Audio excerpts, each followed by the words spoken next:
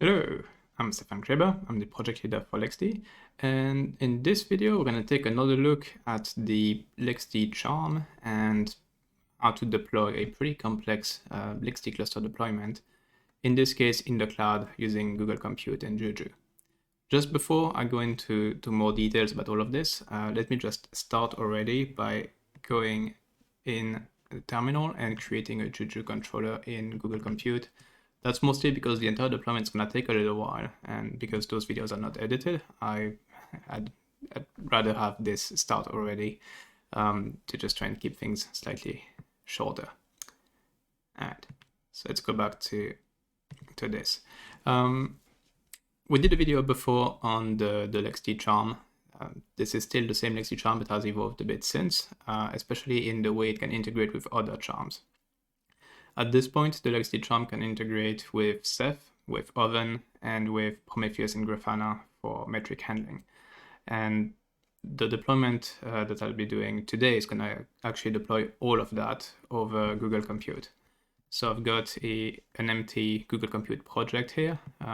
Actually not so empty because the controller is creating now. So if I refresh, we should see, there you go, there's an instance being created right now for the Juju controller. It's currently running. You can look at what instance type it is. It's all deployed in Montreal, so it's deployed on an Intel Skylake architecture in this case. And let's just go back to the overview. Juju also takes care of setting up all of the networking, especially things like access groups and all of those kind of things.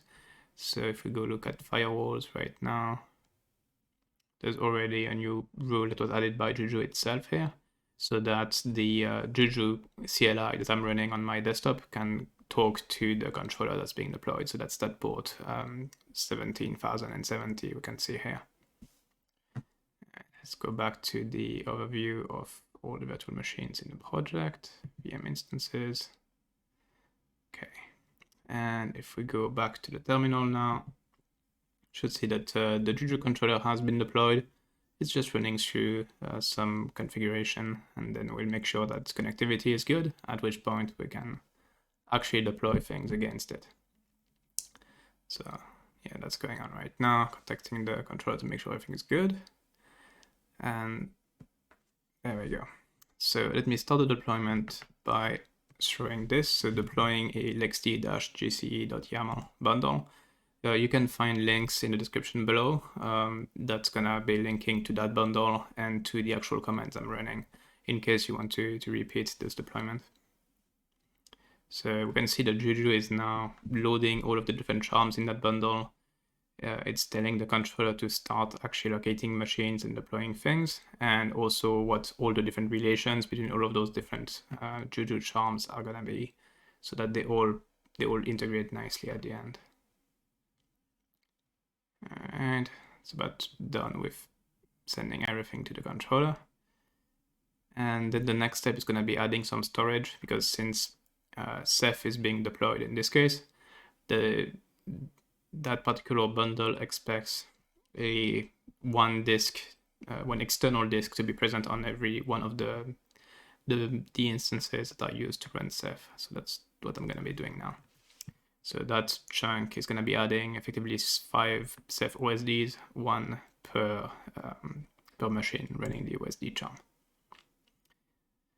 Here we go. So that's pretty much it as far as what we need to feed for the bulk of the deployment. At this point, it's mostly going to be waiting for 10 to 15 minutes for all of this to work. During which I'm going to be going through more of what exactly the deployment is and how the surface code are going to be working. So for now, let's just run Juju status in a loop, and let's look at the bundle.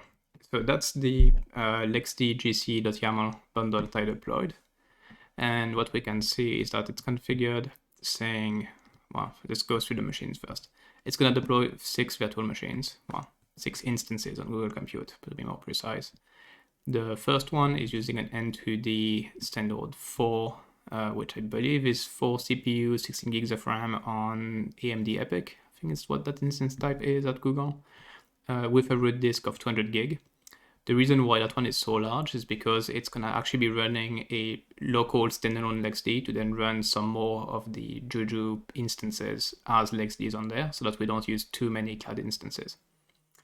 Then we've got 5 identical N2 standard 2 instances here. So those are going to be Intel Skylake, I believe, or more recent, and just 2 CPUs, 4 gigs of RAM, I believe, each with 100 gig for the root disk.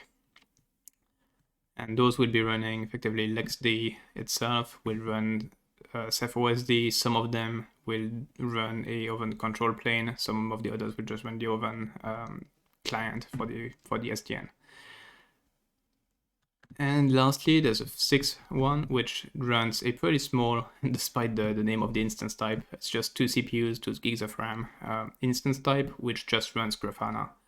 The reason why that one it runs on its own instance is because since Grafana needs to be publicly exposed, it can't run inside a container on instance 0. So it has to carve its own instance for that. So those are effectively the 6 machines that are used in this bundle. We can see now at the top that when Ceph OSDs are involved, it will look for dev SDB as the device to include as a disk, and it expects 3 monitors to be deployed and 5 OSDs in total before it really starts operating as a functional Ceph cluster. Now down there we've got the different applications that are being deployed. So effectively it's Ceph monitor, Ceph OSD, Postgres, Vault, Prometheus, Grafana, Oven control plane, Oven bridge effectively, and LXD itself. Now for LXD, it's going to be deploying on machine 1, 2, 3, 4, 5. So those are the 5 identical Skylake or more recent machines. It's deploying 5 units, which makes sense. That's what's listed right down there. It's going to be set up in a cluster configuration automatically by the charm, and it's going to be automatically listening for clients of HTTPS. So that's the only config we have in place there. If we look at the, let's do the Ceph side of things. So on Ceph, we've got Ceph monitors, which are deployed as LXD containers, all 3 of them on machine 0. That's obviously not the best thing to do for a production environment, but for a demo that works just fine. So we're deploying 3 Ceph monitors as containers, all on the same Google Compute instance. Then for the OSDs, those are deployed directly on the same machines as the LXD cluster. So that's machine 1 through 5. And it uses the config we saw earlier saying that OSD devices are going to be dev SDB. And the monitor is configured to expect 5 OSDs and 3 monitors to be online. Then we've got Oven. So for Oven, we're deploying the control plane of Oven itself on machines 2, 3, and 4. So those are some of the same machines as LXD itself. So it's deployed directly effectively on Metal if you want. And then the Oven chassis, which are the bits that LXD actually integrates with to run the SDN, those are deployed on the exact same systems as LXD. That's actually a requirement, otherwise things don't work. Oven uses certificate-based authentication between the different between Oven Central and the Oven chassis. For that, it uses Vault, which we might have seen listed earlier here. So Vault is effectively a service that can do quite a lot of things. It can store secrets, it can handle PKIs, it can do a bunch of things. In this case, it's just run as a PKI. So it's configured to automatically generate a root cert, automatically unlock it, and be available for other services to get certificates from it. The storage of Vault is Postgres, which is why there's a Postgres Postgres instance as well in here, which is also deployed as a container on that initial machine. So that's what we need for Oven effectively. And then there's the metric side of things where we deploy Prometheus also as a container on machine 0, and then deploy Grafana on its own machine and to then access Prometheus. And all of that is like all of the different services. On top of that, we do need relations. So that's what's listed towards the bottom. We can see here that all of the Ceph OSDs connect to the monitors. We can see that LXD connects to the Ceph monitor as well, so that it can access the Ceph cluster. That Vault uses Postgres for its database. That that Oven connects to Vault to get its certificates. And then that Oven, the dedicated chassis, what runs on the compute nodes, connects to the Oven central service so that it can actually access the Oven database and all of the service information. LXD itself connects also to Vault to get a certificate that's capable of talking to Oven. And then LXD itself connects to Oven to be able to drive the overlay network. After that, we've got Prometheus connecting with Grafana, so that Grafana gets a data source that's configured for to access Prometheus. And then Prometheus is connected with LXD, so that LXD automatically generates a certificate and passes the information needed for Prometheus to scrape its metrics. And LXD also relates with Grafana to upload its dashboard into Grafana. So that's what that particular bundle does. On top of that, I did run a few more commands. If we go here, look at the commands I ran to add the external disk that was needed on all of the five compute instances. I didn't find a good way to do that through the bundle directly, so I just ran it afterwards. That effectively causes Google Compute to allocate a new disk and then live attach it to the VM, which works just fine. And if we go look at Juju, let's see what's the state of things. It's quite busy deploying things. We can see that some stuff are ready already, like the OSDs. So the Ceph OSDs are all deployed and ready. Usually what happens at this stage is that the bulk of things are ready, but we're waiting for containers to come online, especially Vault. Vault is the thing that's going to end up taking longest, and as soon as Vault is set up, then everything else is done. If I zoom a bit more, I can see that the containers themselves all have IP addresses. So the containers are now running on machine 0. And we're currently, so Prometheus is currently installing. The database, the Postgres database is actually online. We're just waiting for Vault now to notice, at which point Vault will connect to Postgres, load its database schema, and once that's done, that will unblock all of the instances here that are all waiting on certificates, which is effectively waiting on Oven. Okay, we can see it just changed now to database schema created and committed. So there we go, unit is ready, which now should unblock the rest. So all of those that are blocked here are gonna soon change to actually setting up their service, because they can now get certificates issued from Vault.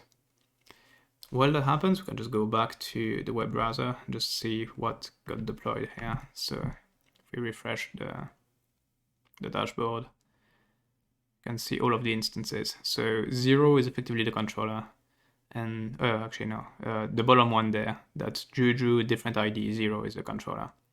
And then we've got the 6 instances, 7 instances are actually part of this deployment. So those are effectively 0 is going to be the beefy instance that runs a bunch of Juju charms inside of containers. And then we've got the next 5 are the actual LXD compute, and the last one is the small one for Grafana. And at this point, I don't really expect Juju to have done a lot about networking, but we can go look at the firewall rules anyway. Yeah, there's still just the one rule that allows for access to the controller. That's going to change in a tiny bit. So if we go back to the terminal, now we should see that everything's actually deployed. Yeah, thereabout. Prometheus is still configuring, but everything else looks fine. So that's good enough for now. So if I cancel that and now go to the next step of the deployment, it is to expose both Grafana and LXD to the outside world. So just run Juju expose Grafana, Juju expose LXD. And in the Juju status, we can see that Grafana here has its port listed as 3000 TCP, so that just got exposed. And LXD is on 8443, as you might be used to. What that ends up looking like is if we go back to here and refresh, we should now see additional rules now to expose 8443 on the LXD units and 3000 on Grafana. All right.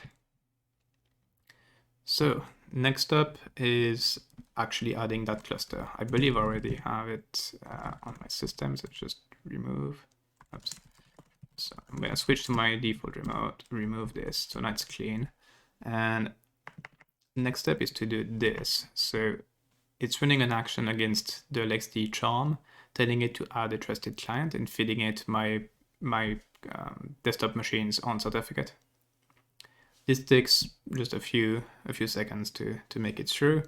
After that, you need to get one of the IP addresses from LXD. So I don't know, let's pick this one, and should be able to do LXD remote add GCE and the IP address, and then can switch to that remote. And now my LXD command line here is talking directly to that cluster that was deployed over in Google Compute. So that's great. That's actually pretty similar to what was shown in a previous video. But now let's take it a bit further and integrate with both Ceph and OVN and then look at metrics. So the first thing to do for Ceph is run another action, this time against Ceph, telling it to create a new Ceph pool called LXD that's going to be used by LXD. That takes a little while because it needs to actually run some commands within Ceph to create that pool. But after a few seconds, we get that response back telling us we're all good. And then I need to figure out what the model name is because that changes the commands a tiny bit. Okay, let me just copy paste that and update the commands because we're gonna need to, effectively the machines inside of the LXD cluster are named after the Juju instances. So I needed those names to prepare the next few commands here to configure storage and then do the same thing with network. So 4 and 5, okay. So let me copy paste that chunk now. So this chunk is gonna add the storage pool.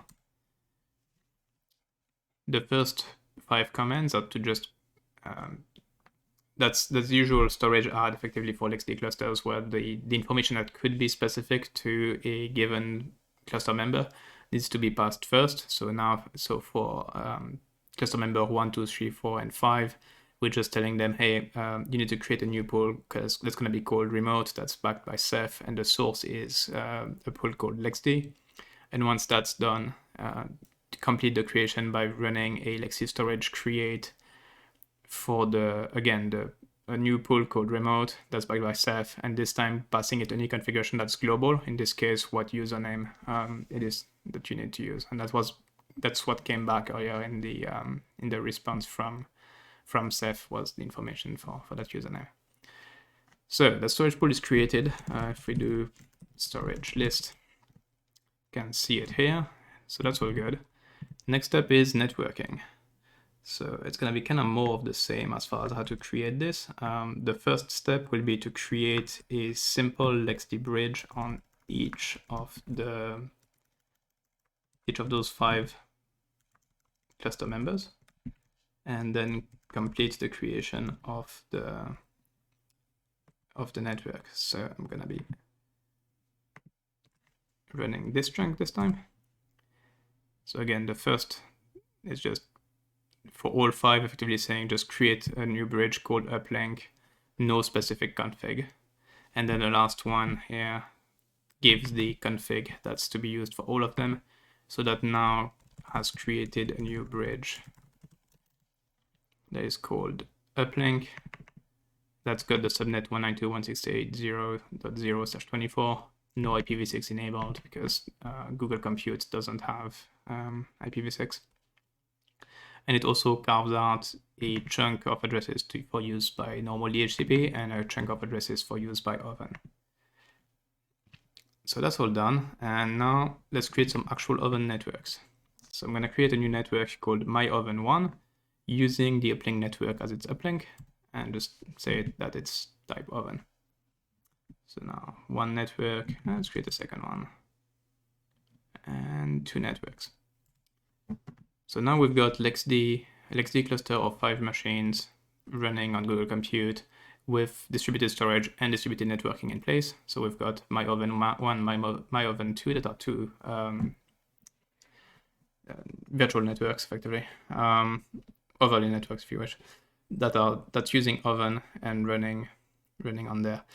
It's worth noting that because the uplink is not an actual shared bridge like oven would like, you might have a bit of a weird behavior here. The instances running on those oven networks will probably be able to talk between each other and it will work just fine. They will be able to talk to the public internet, but the address that they use for egress, so when talking to the internet, is going to be the address of whatever cluster member oven happens to be using for their gateway at any given time. Now, if that cluster member was to go away, instead of what normally happens in an oven deployment, where you don't notice because that's all HA and that role just moves around and you're all fine, because the uplink network is not actually shared amongst all 5 because we're running in a public cloud and the public cloud doesn't give us a shared L2, unfortunately. That means that any established connection is just going to fail. And when re-established, it's going to have a different external address because the oven gateway now runs on a different system and has a different external address. It's perfectly fine for demo. It's perfectly fine to try a lot of LXD features. Just something to keep in mind. I would never recommend actually running something like that in production. First of all, because you're running effectively distributed storage on top of distributed storage. Like the cloud storage is usually supposed to already be distributed and replicated and everything. So running Ceph on top of a public cloud is a bit of a weird thing to do. And the same is true here with networking, where we are running an overlay network on top of a cloud overlay network, which comes with a bunch of restrictions and issues. So with all that said, now let's run a few instances. So I'm gonna launch an instance here using the Alpine image. Let's call it A1 on using network myoven1. So just gonna download that image, unpack it, and spawn the instance. And then we can spawn, say, a second one of those, the same config. Then we can do a third one, maybe on the other oven network.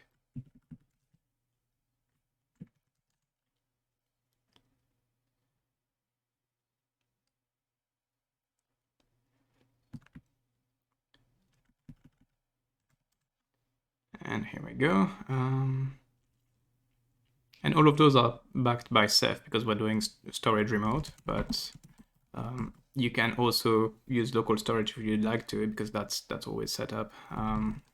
So you could do Ubuntu 2004 U1 and say this one, we just want it on myoven1.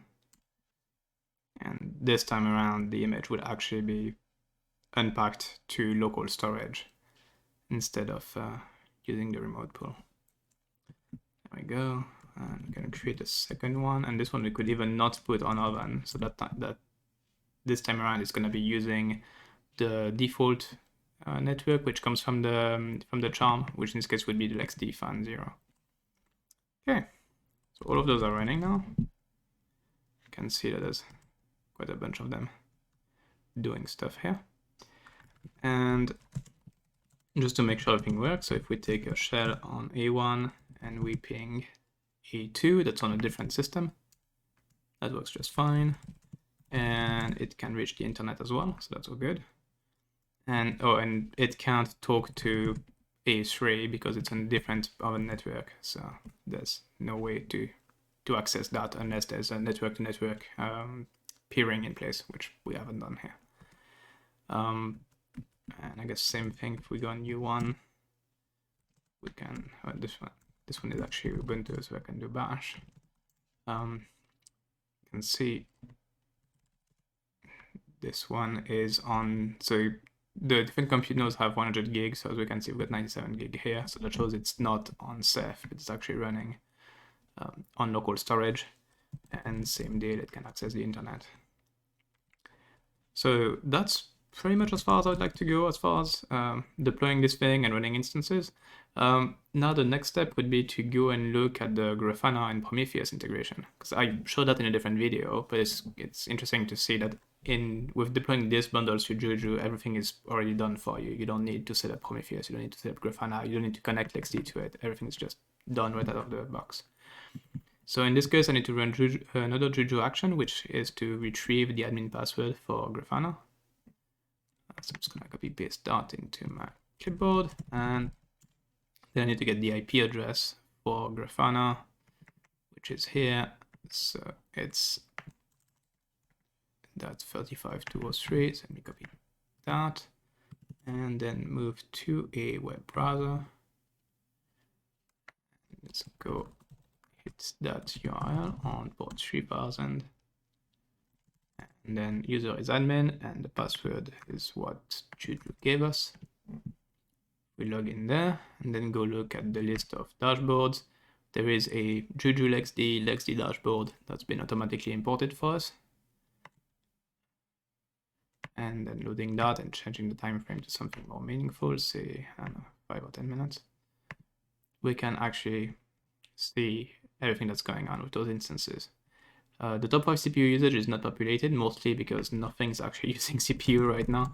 So I'm just gonna be going back in the terminal, and if I take, say, A1 shell, and I do something to on purpose burn a bunch of CPU, and give it a good 30 seconds or so that Prometheus actually gets to update, then it should show up in Grafana, and the entire dashboard will be functional. So let's see, let's do a refresh. There we go. Now I can see that A1 is consuming all the CPU.